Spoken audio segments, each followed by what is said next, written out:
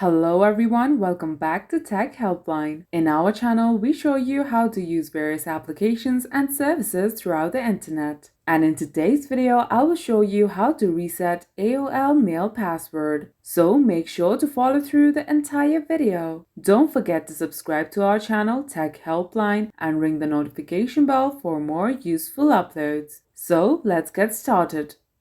Open the web browser on a device and go to AOL.com. Here, tap Login or Join.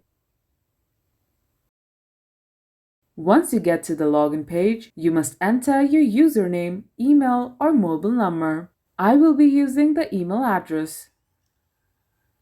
When done, tap Next. To reset your password, tap Forgot Password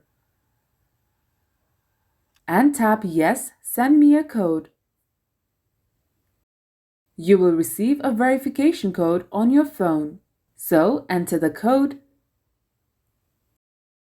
and tap Verify.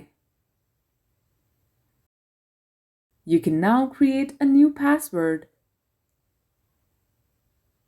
and tap Continue. Finally, tap Continue to confirm.